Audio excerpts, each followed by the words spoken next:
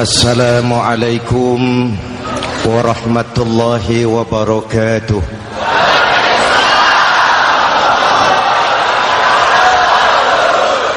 Alhamdulillahillazi ja'ala Ramadhana syahra siyami lil mu'minin. Wassalatu wassalamu ala asyrafil mursalin Sayyidina Muhammadin wa ala alihi wa sahbihi ajma'in, amma ba'du. Para ulama yang saya muliakan, para pejabat baik sipil maupun militer yang saya hormati, alhamdulillah malam ini atas izin Allah, mudah-mudahan yang kita laksanakan ini merupakan bagian dari amal ibadah kita di bulan suci Ramadan ini. Hadirin, reformasi terbesar adalah reformasi yang dilakukan oleh baginda Nabi besar Muhammad sallallahu alaihi wasallam. 23 tahun merombak satu bangsa biadab menjadi bangsa beradab, merombak umat yang terpecah belah menjadi umat yang bersatu, merombak masyarakat yang tenggelam dalam kemusyrikan menjadi umat yang bertauhid. Reformasi besar apa yang dilaksanakan oleh Rasul dan apa hubungannya dengan kita sekarang? Ini yang ingin saya sampaikan malam ini. Pertama, beliau melaksanakan reformasi akidah, membebaskan manusia dari kemusyrikan, menyelamatkan manusia dari ketergantungan kepada benda. 13 tahun beliau berjuang di kota Makkah hanya untuk menanamkan la ilaha illallah Muhammadur Rasulullah. Dari sana segalanya dimulai, meletakkan fondasi. Saya yakin tidak ada Tuhan selain Allah dengan seluruh konsekuensinya. Kalau saya yakin tidak ada Tuhan selain Allah, maka saya tidak akan menyembah kecuali hanya kepada Allah. Orang yang benar fondasinya, benar sujudnya. Jelas? Kalau saya yakin tidak ada Tuhan selain Allah, saya tidak akan minta rizki kecuali hanya kepada Allah. Orang yang benar fondasinya, jauh dari korupsi, jauh dari judi.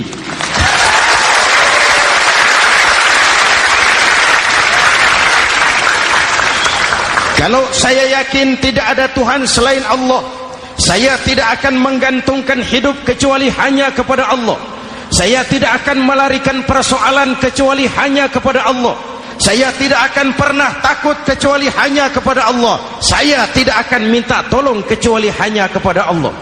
Inilah generator yang membangkitkan seluruh nilai-nilai amal kita. Kita puasa, kita sujud, kita jihad, itu kan karena nilai iman. Betul? Imannya tidak kelihatan, yang kelihatan gejalanya. Mic ini berbunyi karena ada strom. Percaya apa tidak? Kelihatan stromnya? Kok tahu ada strom dari mana? Dari bunyi.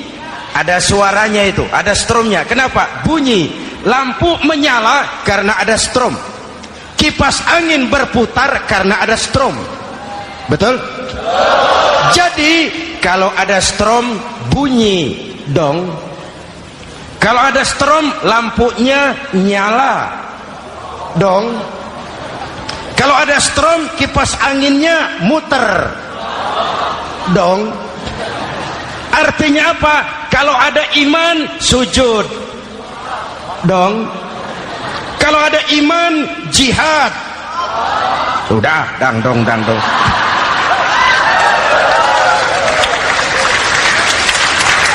Seluruh amaliyah kita hanya refleksi dari nilai-nilai keimanan, maka dimulai dengan fondasi. Kalau fondasi kuat, apapun yang mau dibangun aman. Kalau fondasi rapuh, apa yang mau dibangun di atas fondasi yang rapuh? Karena itu, dengan tabligh akbar ini, pesan pertama saya, mari jaga nilai-nilai iman kita. Kita masih bergelut dengan zaman susah. Judi kembali merebak, narkoba meracuni remaja dan pemuda-pemudi kita, padahal dua-duanya sumber segala macam kemaksiatan.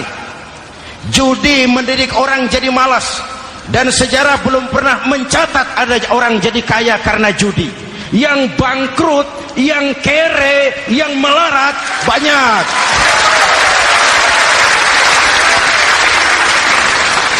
Makanya saya bersyukur di sini nggak ada yang judi. Nggak ada, mana saya nggak lihat di sini. Entahlah kalau di luar sini.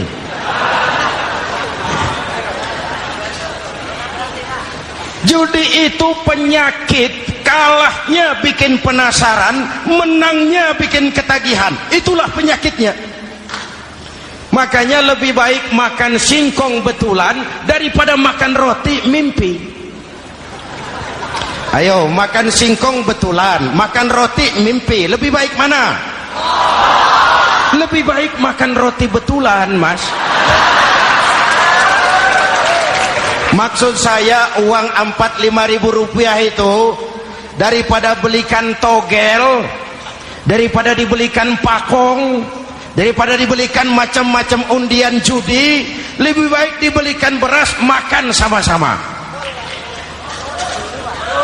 Hadirin yang saya hormati, karena iman kita hidup, untuk iman kita berjuang, dalam iman kita ingin kembali menghadap Allah Subhanahu. Dahulu pun orang-orang tua kita berjuang memerdekakan negeri tercinta ini. Apa faktor penggerak utamanya? Iman. Imanlah yang mengajarkan orang-orang tua kita, hubbul watan minal iman. Cinta tanah air bagian daripada iman. Lah, tanah air kita kan bukan Aljazair.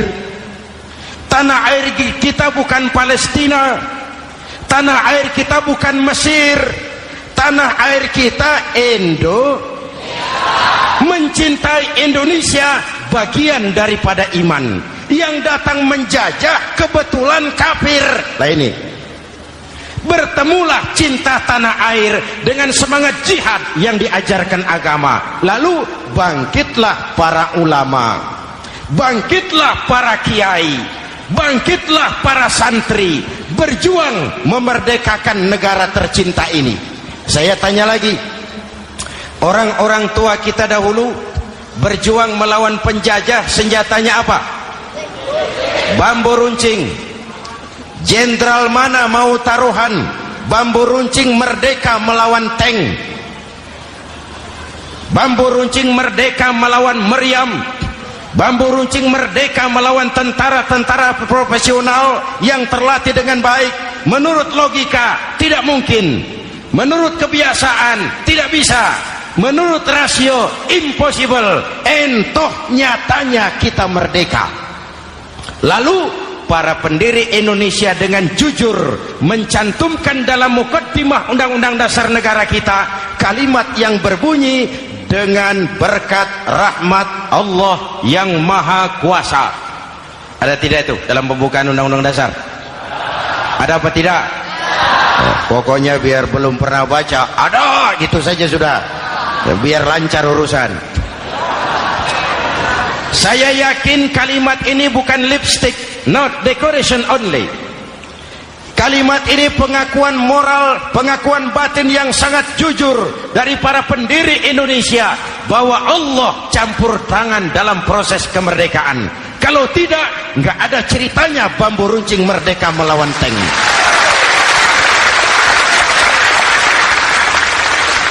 Kalau dulu iman untuk merebut kemerdekaan, sekarang iman untuk mengisi kemerdekaan.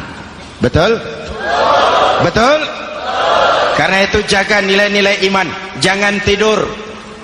kita sudah berhasil melaksanakan pemilu, sidang umum MPR sudah digelar, pemerintahan baru sudah terbentuk. Itu kita pilih bersama, kita dukung bersama. Mendukung itu tidak harus selalu iya, kula nuwun semohon dawuh kumaha juragan wae oke bos. Mendukung tidak harus selalu iya, mendukung juga memberikan saran, kritik, perbaikan. Kenapa? Di mana-mana di dunia ini kekuasaan cenderung mau menang sendiri, kekuasaan cenderung untuk korup. Karena itu kalau kita cinta kepada pemerintah, kita harus mengawasi jalannya pemerintahan kita ini.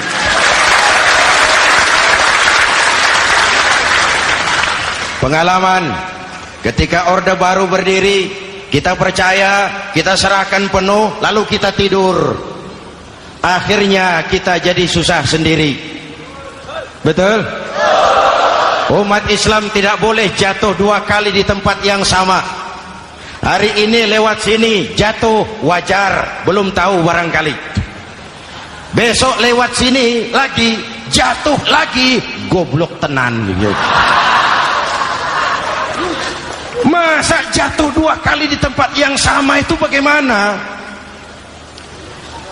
Hadirin yang saya hormati, nilai-nilai iman, intan paling mahal, mutiara paling berharga, tidak lain nilai iman. Imanlah yang menyebabkan kita gembira menyambut datangnya Ramadan, menyingsingkan lengan baju, menghamparkan sajadah, melakukan pendekatan yang intens kepada Allah. Kenapa? Kita mengerti nilai Ramadan. Tempo hari saya berikan contoh. Di tangan kanan saudara ada berlian, harganya 50 juta. Di tangan kiri saudara ada rumput seikat. Berlian dan rumput ini taruh di depan kambing. Kira-kira mana yang diambil kambing? Rumput, dasar kambing. Kambing tidak ngerti nilai berlian.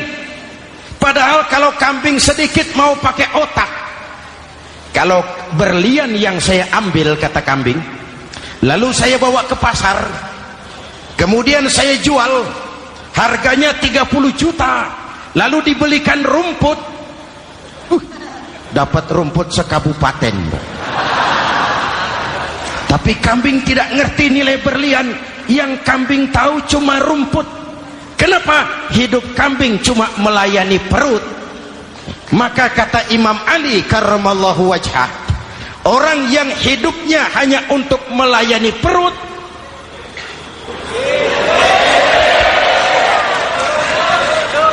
saudara yang ngomong ya, tanggung jawab. Saya kan cuma mulai, kenapa diterusin?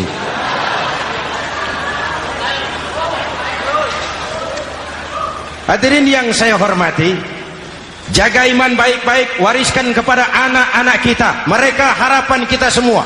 Mereka masa depan Indonesia. Akan bagaimana Republik Indonesia, bahkan akan bagaimana Islam di Republik Indonesia 20, 30, 40 tahun yang akan datang. Anak-anak kitalah jawabannya.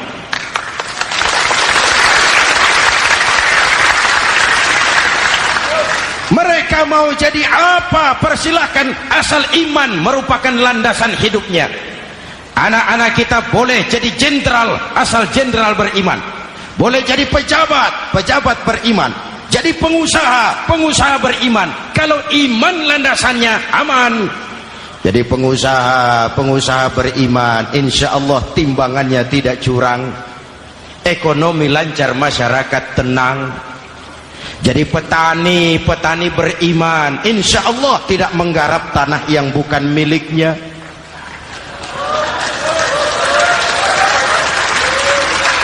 Jadi pejabat, pejabat beriman, insya Allah korupsinya sedikit.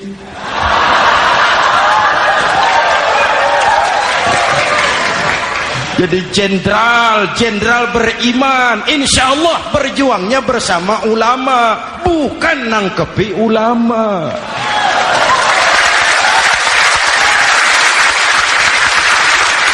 Jadi teknokrat, teknokrat beriman. Jadi pengusaha, pengusaha beriman. Jadi seniman, seniman beriman. Jadi maling. Nggak ada, mana ada maling beriman. aman landasannya, insya Allah aman. Ini yang pertama. Yang kedua, baginda Nabi melaksanakan reformasi sosial. Berupa apa? Membebaskan manusia dari ras diskriminasi, mengikat manusia dengan tali akidah. Diciptakan kita dari laki-laki dan perempuan, dijadikan kita bersuku-suku dan berbangsa-bangsa. Bahkan Quran memulai dengan kalimat syu'ub, wa ja'alnakum syu'uban wa qabaila. Kami jadikan kamu berbangsa-bangsa dan bersuku-suku agar kamu saling mengenal satu dengan yang lain. Saya ingin mengulangi imbauan saya, mari kita tingkatkan kerukunan. 3 macam kerukunan. Pertama, rukun antar umat seagama. Sesama muslim harus rukun. Ya Pak? Ya Bu?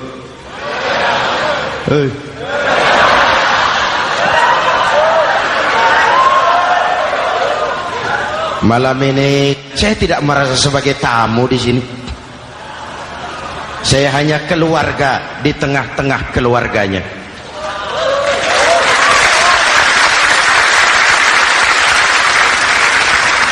Di sepanjang Jawakah saya, ke Sumatrakah saya, ke Kalimantan saya, ke Sulawesi saya, ke Irian Jaya saya, kemana saja saya pergi, di mana saja saya berada, saya hanya keluarga di tengah keluarganya. Sebagai muslim kita terikat akidah. Sebagai bangsa kita punya komitmen. Kita ingin bersatu nusa, satu bangsa, satu. Inilah kita. Hadirin yang saya hormati, rukun antar umat seagama. Hura-hura pemilu sudah lewat, ekses-eksesnya harus kita hilangkan. Boleh jadi kemarin-kemarin karena berbeda kaos sama teman gak teguran. Yang sudah-sudah, yang penting sekarang ke depan. Sudah capek kita rakyat diobok-obok. Sudah datang saatnya kita meluruskan saf, merapatkan barisan, menggalang semangat kebersamaan.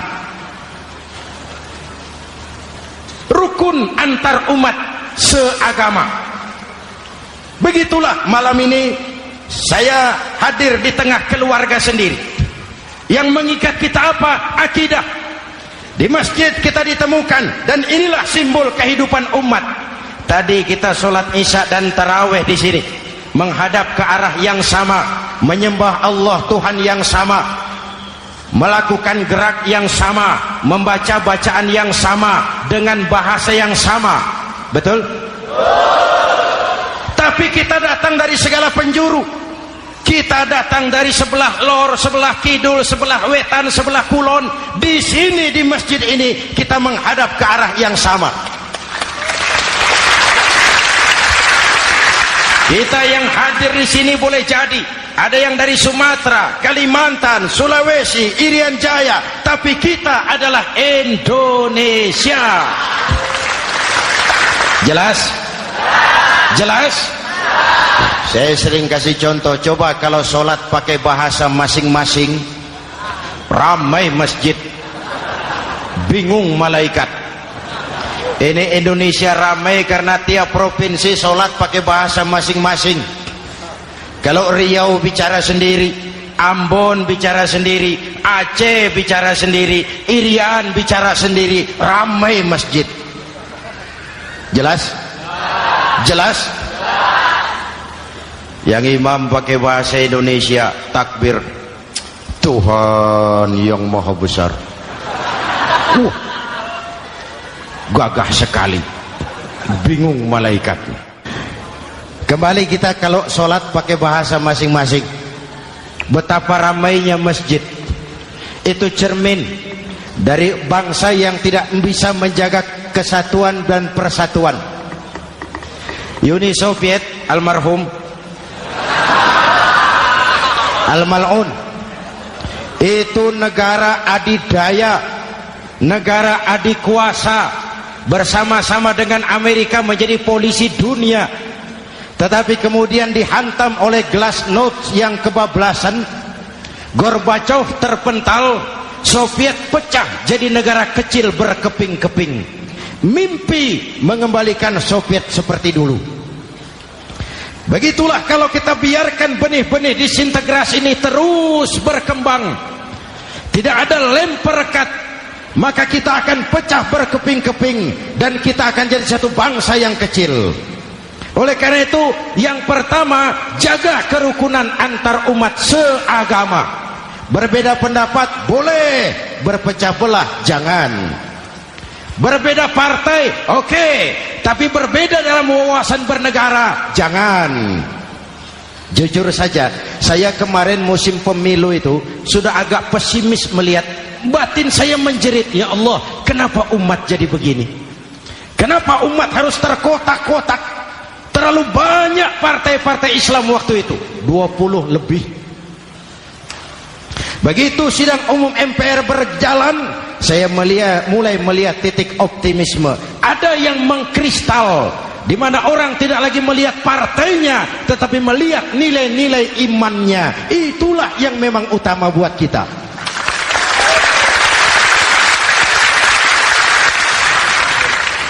Ini yang pertama, rukun antar umat seagama. Yang kedua, rukun antar umat beragama. Beberapa hari yang lalu ada kejadian yang mengenaskan di Jakarta Timur, Cipayung. Peristiwa penyerbuan Yayasan Dolos. Hadirin yang saya hormati, kita tentu menyesalkan kejadian itu. Kita tidak bisa menyetujui tindakan main hakim sendiri. Kita berharap pemerintah bukan hanya bisa menangkap pelakunya, tapi juga yang tidak kalah pentingnya mengusut akar permasalahannya. Kenapa itu terjadi? Kalau cuma pelakunya yang ditangkap, akar permasalahannya tidak selesai, saya khawatir terulang lagi di tempat lain. Inilah yang terpenting, menjaga kerukunan antar umat beragama, saling menghormati, saling menghargai. Jangan melakukan kamuflase, jangan melakukan tindakan-tindakan yang rawan dan peka. Misalnya umat Islam membangun masjid di tengah perkampungan orang Kristen, padahal tidak ada Islamnya di situ. Itu bisa menimbulkan kerawanan.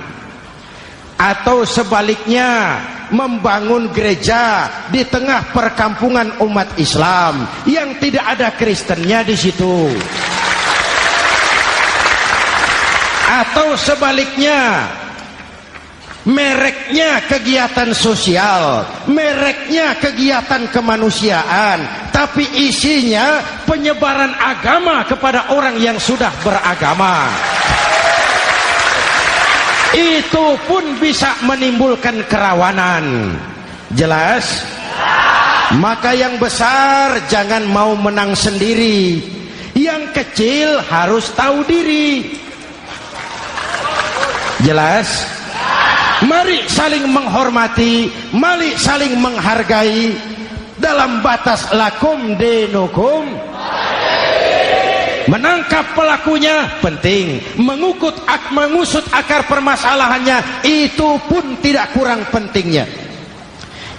Hadirin yang saya hormati, Islam agama toleran, baik dari prinsip ajarannya maupun dari sikap umatnya. Islam agama yang rahmatan lil. Kita punya kewajiban untuk membuktikan bahwa Islam bukan merupakan ancaman. Islam adalah alternatif. Islam adalah solusi. Islam bukan ancaman. Yang hadir di sini bukan perusuh, bukan umat biang kerok. Ini umat yang cinta damai.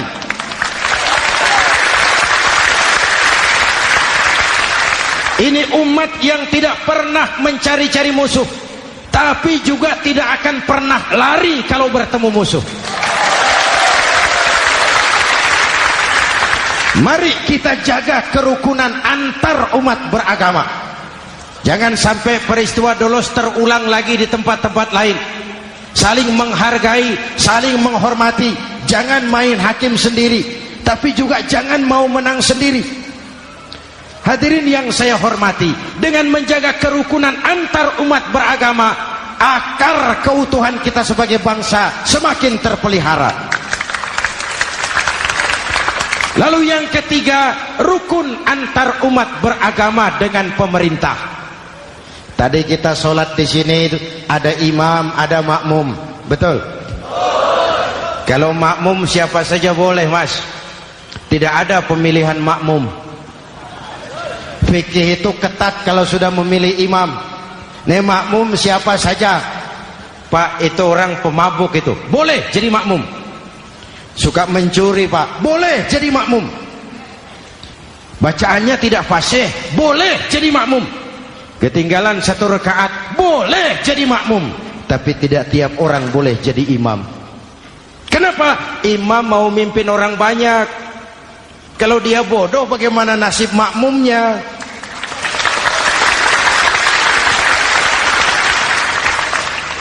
Ada karikatur di Medan, pernah kejadian anak kecil disuruh sholat sama ibunya. Nak, sholat kau. Ah, aku tak pandai sholat, mak. Si ucok rupanya ini. Kata ibunya, sudahlah, kau ikuti saja bapakmu tuh. Apa yang bapak mau kerjakan, kau ikuti sajalah. Jadi lama, kalau ikut saja bisa laku. Berangkatlah anak ini kan, sholat di belakang bapaknya, jadi makmum. Sholat di balai bambu, tidak pakai tikar. Bangun sujud, hidung bapaknya terjepit bambu. Karena sakit dan kaget, refleks bapak ini teriak, aduh. Anak di belakang ingat pesan maknya, ikuti saja bapakmu.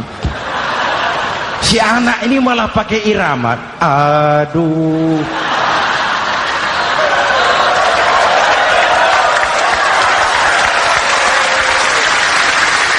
Lah, ada yang lebih gendeng lagi. Mendengar anaknya mengadu, bapaknya menoleh ke belakang. Kata bapaknya, kau kejepit juga, cok, katanya. Sholat jadi ngobrol. Kalau makmum dan imam sama bodohnya, rusak sholat ini.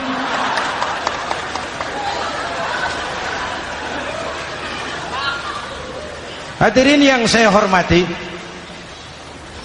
rukun antar umat beragama dengan pemerintah, pemerintah yang legitimate, yang dihasilkan lewat proses demokrasi. Benarnya kita dukung, salahnya kita tegur, kita kritik, kita perbaiki, kita berikan saran-saran yang baik. Sekali lagi, jangan tidur. Sudah lewat masanya. Kemarin-kemarin kita menghadapi satu masa yang penuh krusial. Sudah datang saatnya kita bersama-sama bahu-membahu mengatasi kesulitan besar yang tengah kita hadapi sekarang ini. Dengan 3 kerukunan ini, insya Allah keutuhan kita sebagai bangsa akan lebih terpelihara. Ini reformasi kedua.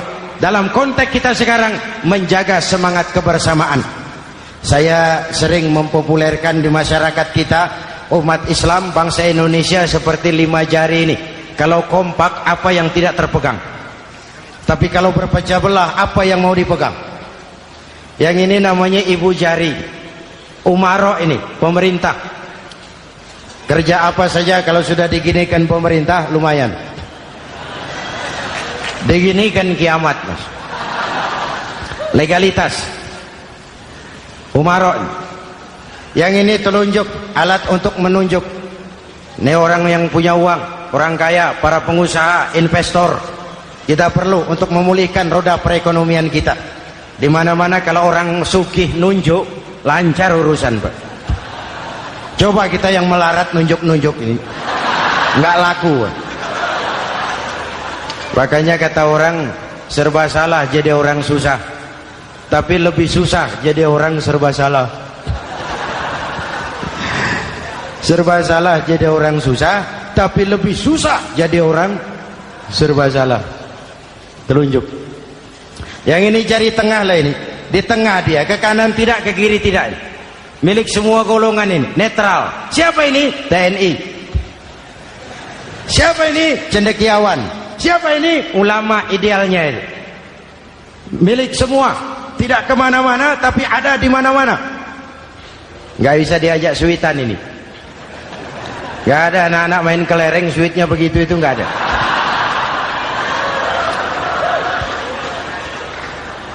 Ini jari manis, remaja, pemuda, masa muda, masa yang paling manis.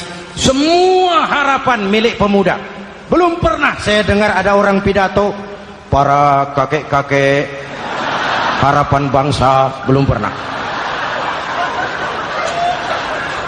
Mesti kalau sudah harapan umat, pemuda, harapan negara, pemuda, harapan agama, pemuda, harapan bangsa, pemuda, harapan pemudi.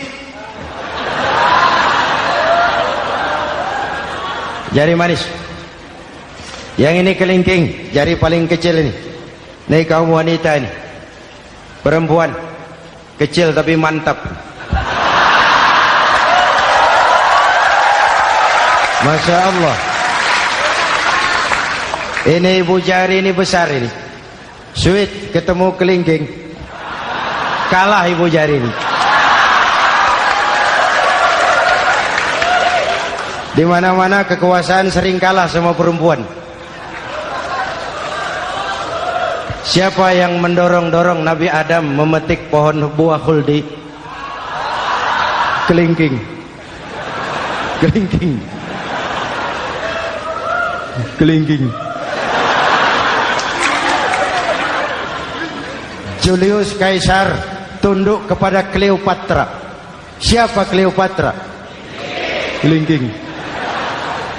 Napoleon, singa daratan Eropa, the lion of Europe, luas kekuasaannya, hebat tentaranya, bertekuk lutut di bawah kaki Margaret Josephine. Kelingking. Hadirin yang saya hormati, kalau 5 pilar ini bersatu, ringan sama dijinjing, berat sama dipikul, kita akan jadi satu bangsa yang kuat. Jelas? Jelas? Dengan Ramadan, dengan tabligh akbar malam ini, mari kita jaga semangat kebersamaan. Saya selalu mengingatkan, sekarang lebih banyak tukang kompor daripada tukang lem. Lebih banyak tukang kompor daripada tukang lem.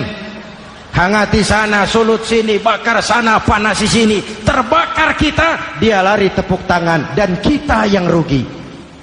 Jelas? Jelas? Ini hal yang kedua. Reformasi sosial mengikat manusia dengan tali akidah, mempersaudarakan manusia dari manapun orang datang, apapun warna kulitnya, dari suku apapun ia dilahirkan, kalau akidahnya sama, itulah saudara kita.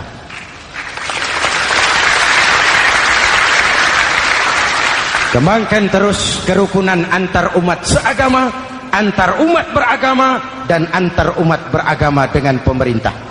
Muslim bagaikan satu tubuh. Jikalau yang satu sakit, yang lain ikut merasakan sakit. Muslim bagaikan sebuah bangunan, yang satu sama lain harus saling memperkuat. Ada yang jadi tiang, tentu. Ada yang jadi pintu, memang. Ada yang jadi genteng, iya. Tapi satu sama lain harus saling memperkuat. Tidak bisa genteng ngomong sama tiang. Kata genteng, saudara tiang, kamu sih enak. Saya setengah mati, kata genteng. Hujan kehujanan, panas kepanasan, kadang-kadang anak-anak nakal saya dilontari batu, kata genteng. Yang jadi tiang ngomong lagi, kata tiang, saudara genteng, jangan sembarangan kalau ngomong. Kamu kira kamu bisa nongkrong di atas? Itu gara-gara siapa, genteng? Aku yang topang dari bawah, kata tiang. Kamu jadi anggota DPR, jadi anggota MPR, jadi pejabat, kami rakyat yang angkat.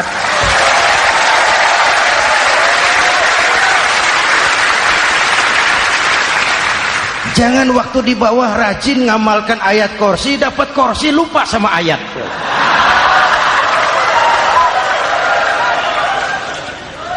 Mari ringan sama kita jinjing, berat sama kita pikul, duduk ya kita sama rendah, berdiri kita sama tegak. Tidak ada warga negara kelas 1 di Republik ini. Ini reformasi kedua. Yang ketiga, reformasi menegakkan keadilan, menyelamatkan manusia dari kezaliman. Sebelum Islam datang, sebelum Rasul datang, manusia dibedakan oleh hartanya, manusia dibedakan oleh warna kulitnya, manusia dibedakan oleh keturunannya. Beliau dengan tegas mengajarkan, innallaha la yanzuru ila suwarikum wala ila amwalikum walakin yanzuru ila qulubikum wa a'malikum. Allah tidak melihat potonganmu, Allah tidak melihat hartamu. Yang Allah lihat itu hatimu dan amal perbuatan.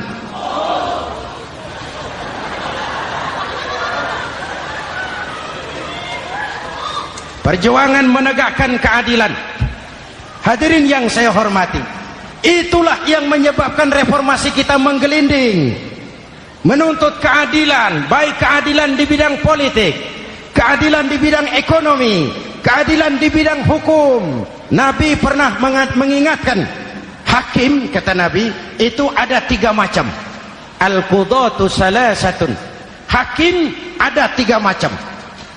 1 di surga, 2 di neraka. Hadirin yang saya hormati, siapa yang hakim ke surga itu? Ada hakim yang tahu tentang kebenaran, lalu siap melaksanakan kebenaran itu, menghukum dengan kebenaran apapun resikonya, walaupun dimusuhi atasannya, walaupun bertentangan dengan nuraninya, karena itu orang yang dia sukai, tapi dia tetap melaksanakan hukum. Hakim yang mengerti tentang kebenaran sesuatu lalu melaksanakan hukum dengan kebenaran itu yang akan sampai ke surga.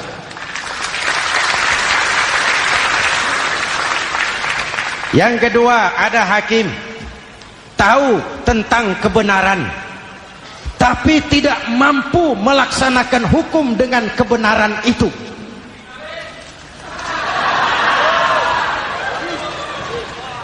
Tahu sesuatu itu benar tetapi tidak punya nurani untuk membela kebenaran, mengetahui kebenaran tapi tidak berdaya untuk memperjuangkan kebenaran. Akhirnya hukum dikebiri, yang salah jadi benar, yang benar jadi salah. Itulah realita yang kita rasakan selama ini. Yang baca Quran dengan suara merdu dapat piala, yang mengamalkan Quran dengan konsekuen dapat penjara, yang berteriak-teriak menegakkan keadilan dianggap aneh, yang korupsi habis-habisan hidup terhormat.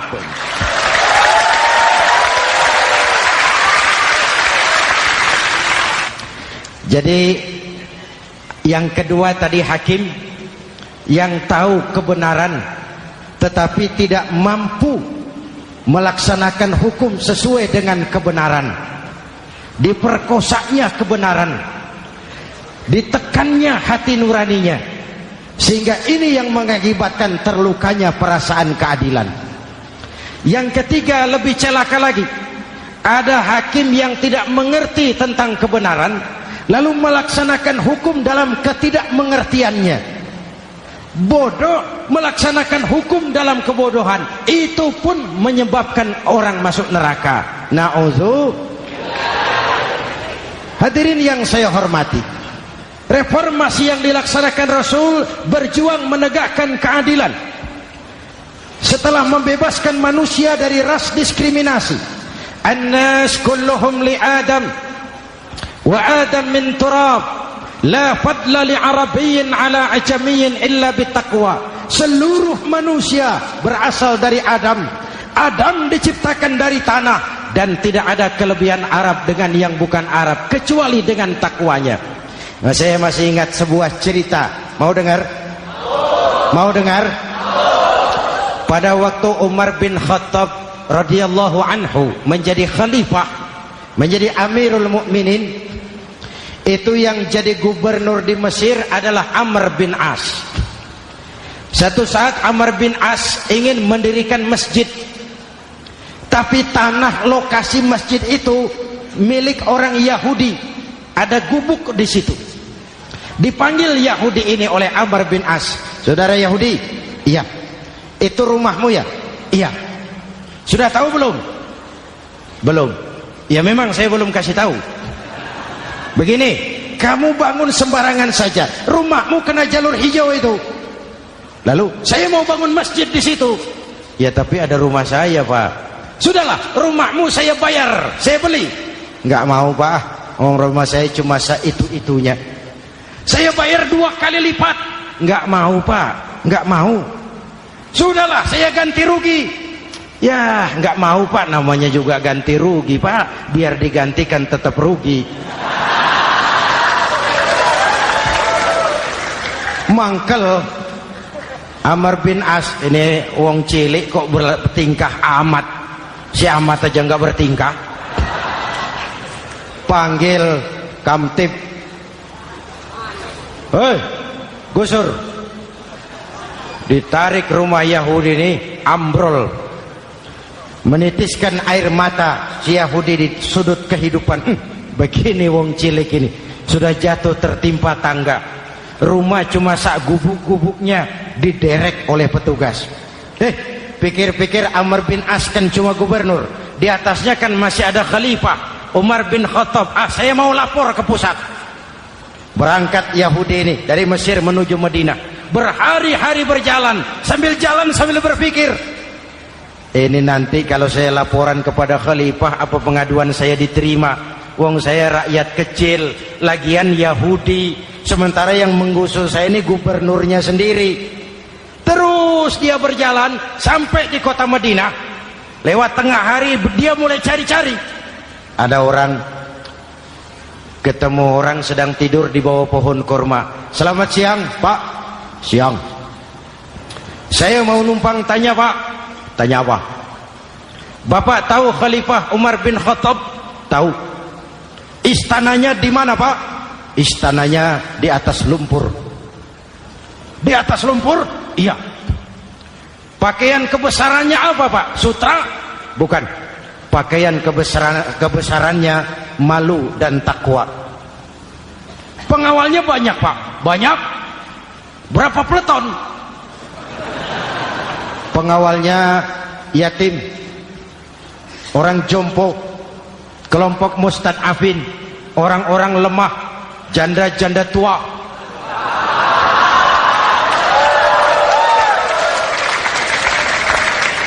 Itu pengawalnya.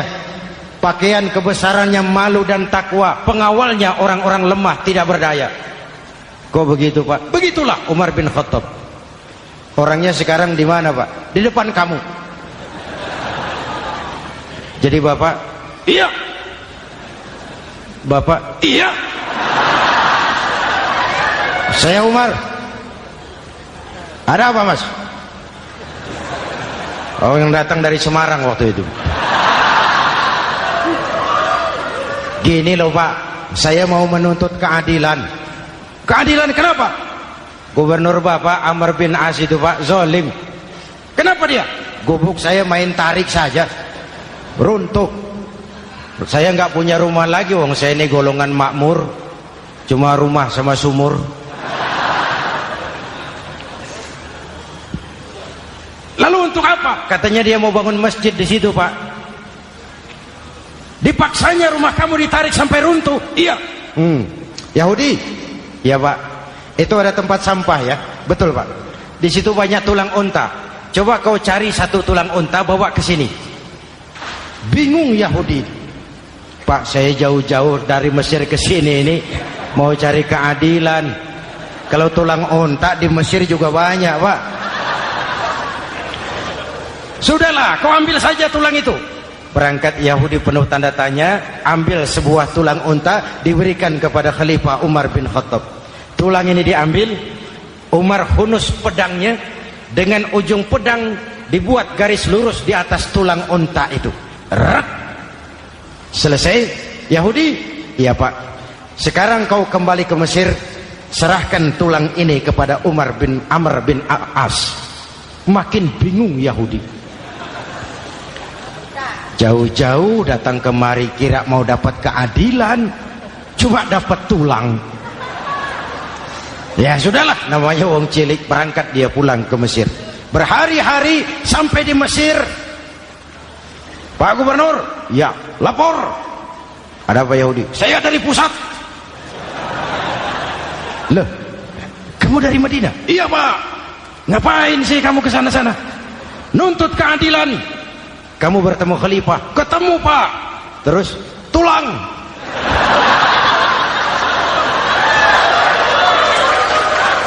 Ini loh Pak, salam dari beliau, tulang. Apa maksudnya? Aku nggak ngerti lah itu Pak. Go Rene. Diambil tulang itu. Amr bin As melihat ada garis lurus dengan ujung pedang, gemetar badannya, keringat bercucuran. Kepala proyek dipanggil. Mas, ini proyek masjid batal, gubuk Yahudi dirikan lagi.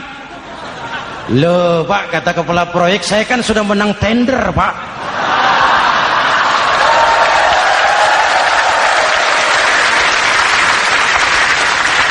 Wes, nggak ada urusan, sampean mau menang mau kalah tender, proyek batal.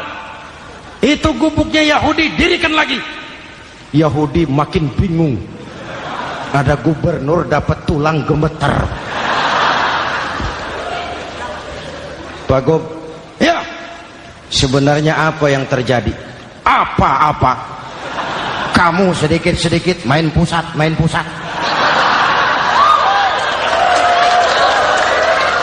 Yang ngomong dulu toh.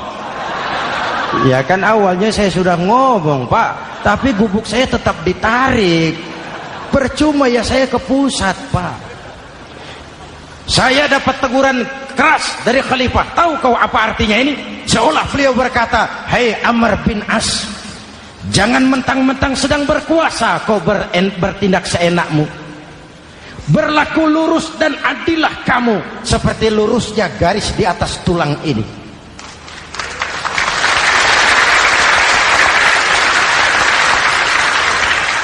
Kalau kau tidak lurus, kalau kau tidak berlaku adil, aku yang akan meluruskanmu dengan pedangku. Itu bahasa simbolik. Siapa yang gak gemeter? Kamu. Pusat. Wedus. Ya ini nek coro kita. Oh Pak, kalau begitu Islam adil ya Pak? Adil. Jadi saya menang Pak. Menang kamu. Padahal saya Yahudi. Tapi menang ya. Menang. Pak sudahlah kalau begitu Pak. Bagaimana? Itu gubuk saya ambil saja Pak. Tanah-tanahnya sak gubuk-gubuknya Bapak ambil. Silahkan kalau mau dibangun masjid. Tidak cuma sekedar itu Pak. Mulai hari ini Bapak dengarkan, asyhadu an la ilaha illallah wa asyhadu anna muhammadar rasulullah.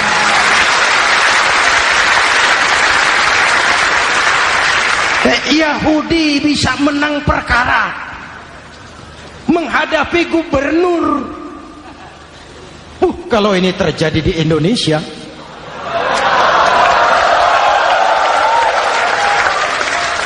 amin. Oke, lalu siapa pemimpin adil itu? Setiap kita kan pemimpin. Presiden pemimpin di negaranya, gubernur pemimpin di provinsinya, bupati pemimpin di kabupatennya, Pak Camat pemimpin kecamatannya, Pak Lurah pemimpin di kelurahannya, suami pemimpin di rumah tangganya, anak muda pemimpin bagi dirinya. Dan setiap kita akan dimintakan tanggung jawab. Anak muda pemimpin buat dirinya, nanti diminta tanggung jawab. Hei, kakimu kau bawa jalan kemana? Tanganmu ngambil apa? Lidahmu bicara apa? Matamu menteleng. Apa yang dilihat? Seluruhnya akan dimintakan pertanggungan jawab. Marilah kita jadi orang yang adil kepada diri, kepada keluarga, dan akhirnya kepada masyarakat, bangsa dan negara. Hadirin yang saya hormati, satu ayat yang sering dibaca pada akhir khutbah khatib Jumat, innallaha ya'muru bil adli wal ihsan. Allah memerintahkan kamu berlaku adil dan berbuat ihsan. Tidak sekadar adil tapi ihsan. Ihsan nilainya lebih tinggi dari adil. Contoh, nak, tolong taruh telur itu di pinggir meja. Anak yang adil apa adanya, ditaruh telur di pinggir meja. Anak yang ihsan lain. Lah iya, perintahnya sih di pinggir meja, tapi kalau pas di pinggir meja kan jatuh ke bawah. Ke tengah sedikit. Ini ihsan. Oleh karena itu, mari, perjuangan menegakkan keadilan masih panjang. Jalannya tidak lurus bertabur bunga, menanjak, menurun, banyak onak dan duri. Namun seperti yang dikatakan seorang tokoh, masih Napoleon, kalau ada 1000 orang penegak keadilan, saya satu dari yang 1000 itu. Kalau ada 100 penegak keadilan, saya juga satu dari yang 100 itu. Kalau ada 10 orang menegakkan keadilan, saya juga satu dari yang 10 itu. Kalau hanya 1 orang yang menegakkan keadilan, maka sayalah yang 1 itu. Tetap konsisten berjuang menegakkan keadilan, walaupun besok langit akan runtuh, walaupun besok akan kiamat, keadilan tetap harus ditegakkan. Ini reformasi yang ketiga, menegakkan keadilan, mengayomi masyarakat dengan hukum yang tegas. Dan Rasul menjadi contoh. Ini yang hebat. Misalnya beliau berkata, wallazi nafsi biyadih, law anna Fatimah binti Muhammadin saraqat laqata'a Muhammadun yadaha. Demi Allah, andai kata Fatimah putri Muhammad mencuri, jangan orang lain, Muhammad sendiri yang akan memotong tangannya. Hukum berwibawa, masyarakat terlindungi. Kenapa? Nabi jadi contoh. Jelas? Beliau mengajarkan orang beramal. Kepada putrinya beliau mengatakan apa? I'mali ya Fatimah, i'mali fa inni la ughni anki minallahi syai'a. Fatimah, beramal kau. Fatimah, beramal kau. Fatimah, solat kau. Fatimah, puasa kau. Fatimah, zakat kau. Fatimah, haji kau. Kalau kau tidak beramal Fatimah, aku ayahmu Rasulullah tidak akan sanggup membelamu di akhirat nanti. Ini keadilan. Tidak mentang-mentang putri kesayangan Nabi lalu sudah Fatimah kamu nggak sholat nggak apa-apa, nanti di akhirat ada papi. Jauh dari semangat nepotisme. Putri beliau sendiri ditekankan, i'mali ya Fatimah fa inni la ughni anki minallahi syai'a. Beramal kau Fatimah, kalau kau tidak beramal, aku ayahmu tidak akan sanggup membela kamu di akhirat nanti. Inilah inti dari nilai keadilan. Jauh dari nepotisme, apalagi kolusi. Hadirin yang saya hormati, lalu saya masuk kepada yang keempat. Reformasi keempat yang dilaksanakan oleh baginda Rasul, menyelamatkan manusia dari gaya hidup sekuler, menyelamatkan manusia dari gaya hidup materialis, mengajarkan keseimbangan. Ada hidup sesudah mati, ada akhirat sesudah dunia. Betul? Betul? Kalau saja tidak ada hidup sesudah mati, kalau saja tidak ada akhirat sesudah dunia, persilahkan hiduplah saenae, nek perlu saenae udelmu dewe. Sayang. Ada hidup sesudah mati, ada akhirat sesudah dunia. Ini semua calon-calon jenazah.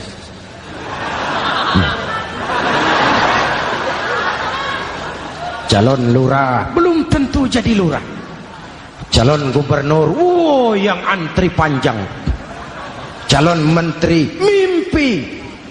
Calon jenazah, pasti. Betul? Karena ada hidup sesudah mati, ada akhirat sesudah dunia. Ini jadi rem. Saya kepengen kaya, tapi kalau menipu orang bagaimana dikubur?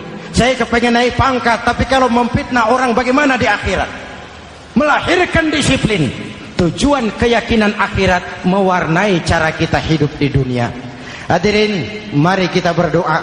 Semoga semua yang hadir di sini dikuatkan iman dan Islam, dikokohkan kesatuan dan persatuan, dimurahkan rezeki untuk meningkatkan ibadah. Al-Fatihah. Bismillahirrahmanirrahim. Alhamdulillahirabbil alamin. Arrahmanirrahim. Maliki yaumiddin. Iyyaka na'budu wa iyyaka nasta'in. Ihdinas siratal mustaqim. Siratal ladzina an'amta 'alaihim ghairil maghdubi 'alaihim waladdallin. Amin. Nanti di akhir doa sama-sama kita kumandangkan kalimat tauhid. Bismillahirrahmanirrahim. Amin. Alhamdulillahirabbil alamin. Allahumma salli wa sallim mubarik ala sayyidina Muhammadin wa ala alihi wa sahbihi ajma'in. Allahumma rabbana taqabbal minna salatana wa siyamana wa qiyamana wa takhashu'ana wa ta'abbudana wa tammim taksirana ya arhamar rahimin. Allahumma ja'alna minas su'ada'il maqbulin wa la taj'alna minal ashqiya'il mardudin. Ya Allah, dengan sepenuh perasaan dan pengharapan, dengan segala kerendahan dan kelemahan, kami bermohon kehadirat-Mu. Tautkan hati kami bangsa Indonesia, satukan langkah kami untuk menata hari esok yang lebih baik. Karuniakan kami pemimpin-pemimpin yang takut kepadamu dan sayang kepada kami. Berikan mereka kekuatan zahir dan batin untuk membawa kami rakyat dan bangsa Indonesia keluar dari kesulitan besar ini menuju masyarakat yang adil dalam kemakmuran dan makmur dalam keadilan di bawah naungan ridha-Mu. Ya Allah, selamatkan kami dari perpecahan, selamatkan kami dari pertikaian, selamatkan kami dari bahaya kemunkaran dan kezaliman. Rabbana hab lana min azwajina wa dhurriyyatina qurrata a'yun waj'alna lil muttaqina imama. Afdalu ma qultuhu ana wan nabiyyuna min qabli. La ilaha illallah.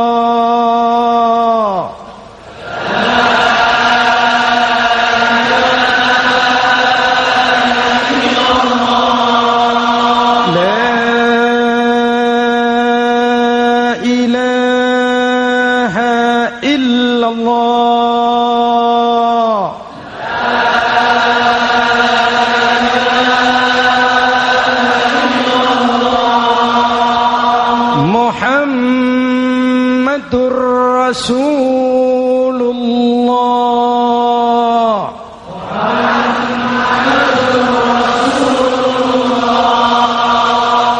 Amin. Sallallahu alaihi wa alihi wa sallam. Kalimatu haqqin 'alaiha nahya wa 'alaiha namut wa 'alaiha nub'atsu insyaallah minal aminin.